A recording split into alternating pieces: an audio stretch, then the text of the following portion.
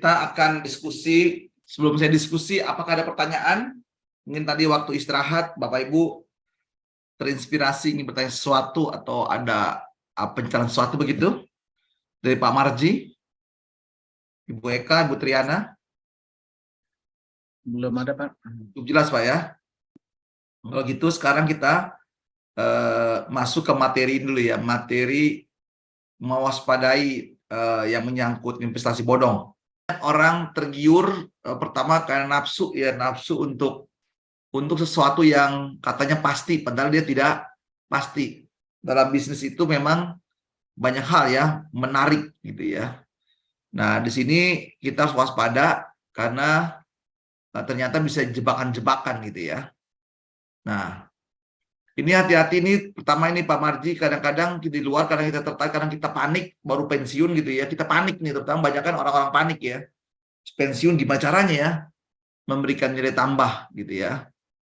Nah, di sini misalnya 4,5% per bulan gitu ya, atau 50% per tahun tanpa Anda ikut terlibat menjalankan operasionalnya.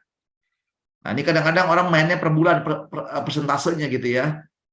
Nah, ini hati-hati di sini. Ini padahal Anda tidak terlibat langsung, Anda hanya percaya saja rata-rata seperti ini gitu ya. Nah, ini bisa bodong. Atau pendapatan yang tetap fix. Padahal kita tidak sadar bahwa tidak ada yang bisa. Jadi Anda pasti nanti per bulan dapat sekian, gitu kan ya. Pengembalian dapat sekian itu tetap, itu udah bohong, tahuan ya. Karena pendapatan itu selalu ada risikonya, bisa untung atau rugi sini ya. Jadi ini yang dibilang tetap-tetap itu bohong. Nah, ini nih contoh-contoh ya. Nanti di mana posisi kita ya, gitu ya. Lalu mentalitas kewirausahaan ya, hati-hati, mental kuat lah ya. Karena dinamikanya tinggi ya kalau sebagai pengusaha ya.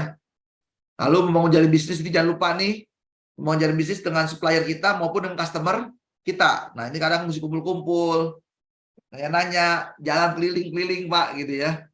Nanya ke mereka gitu apa yang mereka butuhkan. Ya, jadi sederhana gitu Pak. Mereka butuhkan, ingin dan harapkan mereka gitu ya. Lalu kemudian apa peluang-peluang bisnis baru dikembangkan, kebutuhan-kebutuhan mereka seperti apa sih gitu ya. Nah, ini kita lihat nih. Kalau kita nggak mau punya informasi baru, repot ya. Pengetahuan dan keterampilan bisnisnya di sini ya, skill bisnisnya ini perlu dilatih nih. Lalu ilmu manajemen bisnisnya, kalau nggak bisa kacau ya, stoknya kebanyakan, udah gitu stok-stoknya yang mati lagi, nggak bergerak. Nah, saya nggak tahu Pak Marji udah mulai menghitung nggak Pak? Punya checklist nggak Pak? Daftar stok Bapak? Ini berapa umurnya? Aplikasinya masih belum dipakai ya. Sebenarnya ada, cuman belum dipakai karena serba dadakan. Yang penting buka dulu gitu. Ya, pelan-pelan, nggak usah pakai aplikasi itu aja, pakai Excel aja Pak. Excel, jadi Bapak beli pakai itu aja, bikin Excel aja. Bapak kan ada berapa macam Pak? Ada berapa item Pak? Oh, udah hampir 500-an item. Ya, kalau masih 500 pakai Excel masih bisa Pak ya. Didaftar, checklist, ukuran berapa milinya, nanti Bapak tinggal lihat di situ kapan pembeliannya ini cash atau kredit Pak ya. Itu jelas itu umurnya udah berapa lama gitu ya. Lihat umur, just pengen lihat pergerakan dari barang kita gitu ya. Nah, itu memang mau nggak mau mesti pakai alat itu Pak. Ya, komputer yang sederhana lah gitu. Kalau nunggu sampai yang sempurna pakai software ya bisa aja, kalau tinggal udah punya program-programnya gitu, udah punya yang bisa dibeli gitu ya. Mindset pengusaha, mindsetnya apa nih di sini tantangan kita? Nah, mindsetnya adalah, nah kita lihat ya, ini kan kumpulan kepercayaan atau cara berpikir menentukan perilaku, pandangan, sikap, dan masa depan seorang. Jadi gimana apa yang kita percaya gitu ya. Nah, ada di sini ya, jadi waspada dengan pikiran-pikiran negatif. Nih, kan kita malah stimulus terus di sini. Bisa positif, bisa negatif. Nah, ini teman-teman waspada di sini ya. Kadang-kadang kita dalam bisnis gitu kan, ini bisa heboh nih, teman-teman ya. Ada stimulasi negatif, stimulasi positif, negatif. Tinggal Anda pilih yang yakin yang mana nih, gitu kan ya. Nah, kalau Anda stimulasi positif, lalu Anda jadi positif, itu wajar, bagus ya. Yang bahaya gini, ada stimulasi positif, tapi hasilnya negatif. Misalnya, wah, ini bisnisnya nih bagus. tapi Anda menilainya ini negatif gitu ya, informasi bohong gitu ya. Atau ada stimulasi negatif tapi ngelihatnya Anda positif. Misalnya, ini dengan situasi seperti ini membuat pasarnya lesu gitu ya. Nggak ada daya tarik untuk bisnis seperti ini. Nah, ini harus dipelajari juga. Jadi waspadai pikiran-pikiran negatif positif. Jadi kita kendalikan, jadi kontrol di sini ya. Nah, masalahnya dalam pikiran kita sudah ada 60.000 sampai 70.000 kata. Dan saya negatif. Nah, inilah teman-teman tantangan bagi seorang entrepreneur gitu ya, yaitu menghadapi dirinya negatif dan positif. Nah, stimulasi udah jalan terus. Nah, saya kata pengalaman dari Pak Marji, Ibu Eka, Ibu Triana, boleh sharing dong. Kira-kira pikiran-pikiran negatif dari pengalaman Bapak Ibu dalam bisnis gitu ya, apa yang dirasakan? Kalau Pak Marji apa Pak Marji? Stimul dari luar apa saja Pak? Contoh positif negatif Pak. Jadi Bapak sudah mulai mau bisnis, sudah mau pensiun nih Pak. Jadi jelas ya kita di bisnis memang harus tahu benar-benar hati-hati pikiran kita di sini ya, harus tetap positif. Mau ada lawan kita masuk atau enggak, yang penting kita tetap positif, tetap semangat menstimulasi karena ini bisa bahaya nih pikiran-pikiran negatif ya. Nah, sekalipun positif harus positif, kalau dia positif jadi negatif bahaya, negatif bisa jadi positif ya. Nah, berarti di sini bank data kita harus dicek ya nanti untuk bicara kreativitas ya sekalian. Jadi bisa menalar dengan baik, nanti kita berikan informasi supaya kita bisa munculkan bentuk-bentuk imajinasi positif gitu ya. Nah, ini kan udah jelas ya. Nah, yang bahaya ini mental block. Punya prasangka buruk lah, cepat menilai orang lain lah, banyak alasan negatif, tidak percaya diri ya. Nah, ini tantangan buat kita ya. Akhirnya terlalu cepat mengatakan tidak bisa. Jadi kita berkembang ya di sini ya. Pembenaran diri atau malas atau ragu-ragu, minder, rendah diri, atau penolakan, takut gagal. Di sini mesti waspada ya, alasan masih buruk, alasan turun miskin, alasan gender. Nah, ini sebagai satu alasan melemahkan diri. Ini hati-hati ya.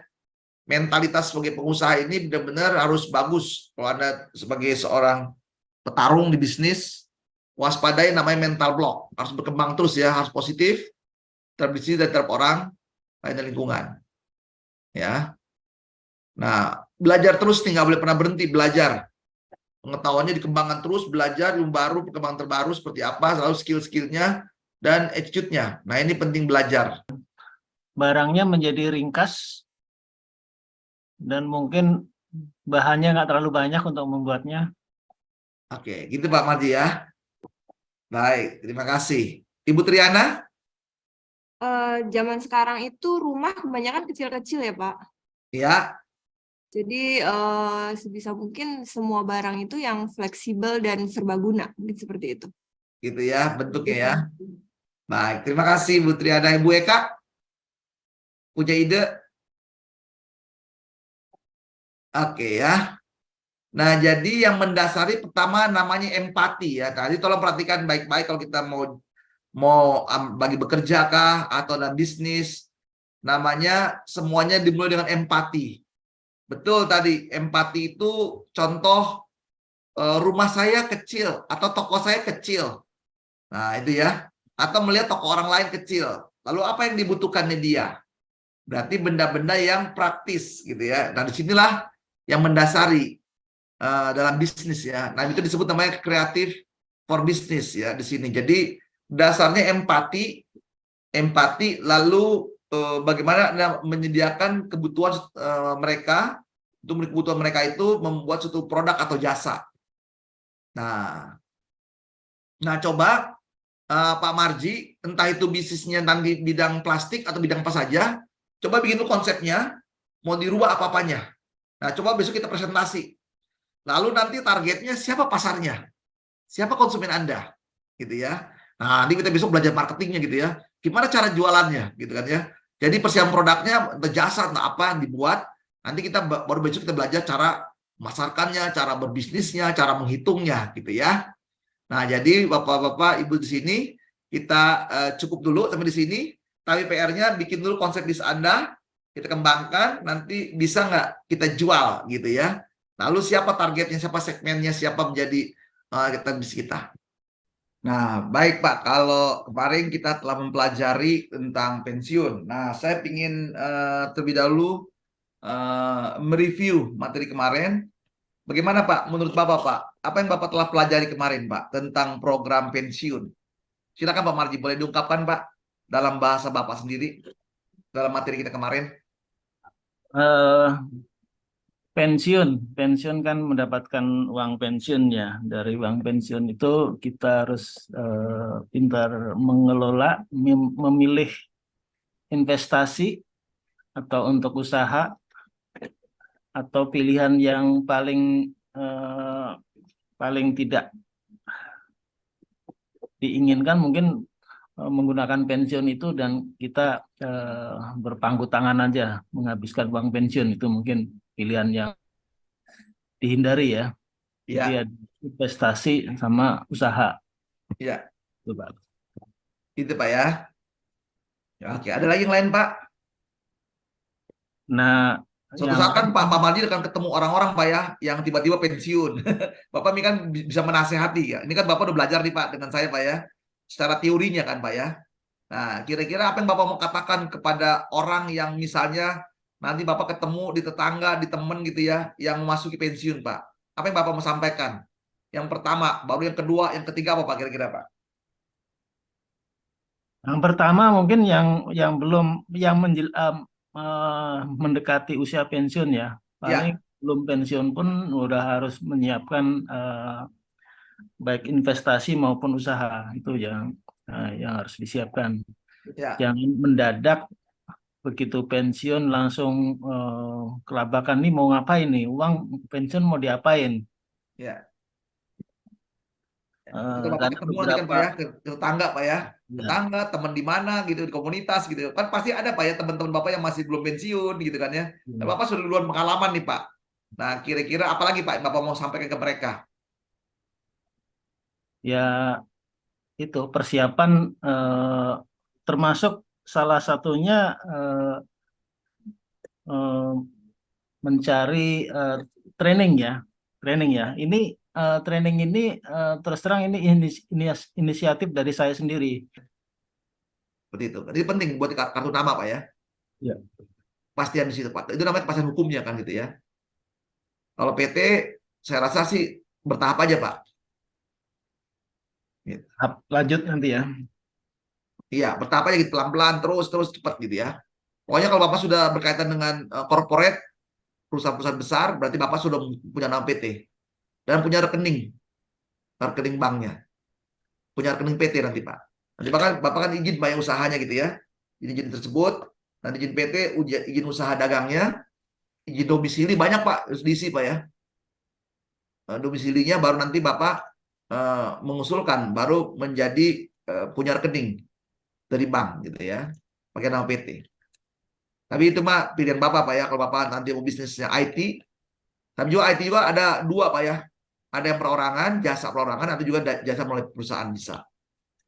Tapi kalau kayak laundry apa gitu ya, itu di toko-toko di tempat saya tuh yang nyewa tempat toko saya pakainya UD Pak, usaha dagang. Pengetahuan Ya, menjadi modal saya juga, ini termasuk modal kan. ya, yang penting berani Pak. Dan yang buat kita kan konsepnya kan Pak, bisnis bukan yang sekedar bisnis Pak ya. Kita kan dalam relasi banyak Pak ya. Dan akhirnya kita di sini harus berani nih kan Pak di sini Pak ya. Yang apa di sini pertama ya harus di sini ya. Mulailah berpikir, merasakan, bertindak berbeda sekarang juga kan itu. Jadi nggak lama-lama Pak ya. Mulainya dari diri sendiri, dari hal kecil baru mulainya kapan saat ini. Jadi jangan lama-lama Bapak kan udah tanggal 24 kan Pak ya. Bapak sudah mulai. Tadi saya katakan Pak Mardi jangan pasif Pak ya, aktif bergerak Pak. Pertama melatih juga Bapak tetap pakai rapi. Jadi di rumah jangan pakai sarung Pak, supaya PD-nya naik. Tetap pakai pakaian kantoran, pakai motor Bapak keliling. Dari pagi jalan kayak kerja aja biasa. Supaya nanti Bapak aura positifnya jalan terus Pak. Karena nanti begitu Bapak hanya pakai kaos-kaos, pakai celana pendek, nanti Bapak bisa cepet drop Pak. Jadi buat saya Bapak begitu jam 8 pagi, seperti jam kerja, Bapak langsung pakai rapi, tujuannya keluar, mencari customer. Nah itu pasaran saya Pak ya. supaya mental Bapak jangan langsung, kok aku jadi pakai kos-kos gini ya, pakai sarungan, pakai celana pendek gitu ya. Nggak gitu Pak, gitu ya. Supaya ini mental kita kebentuk. Baik Pak Marji, sudah saya berikan ilmunya. Saya juga pemain Pak, sampai saat ini saya masih bisnis. Tetap semangat, tetap berkarya Pak. Jangan lupa ya, berdoa selalu Pak kepada Tuhan supaya kita sehat, segar, bahagia gitu ya. Dan rezeki itu sudah disediakan, tapi rezeki harus kita kejar Pak ya.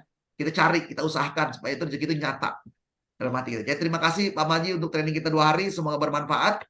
Dan ceritakan ke teman-teman Pak ya yang mau belajar, jangan telat yang mau pensiun-pensiun Pak. Oke, Baik. Pak. Terima kasih Pak Marji, saya serahkan ke Nur. Silakan. Terima kasih banyak Pak Marji. Sama-sama. Terima kasih.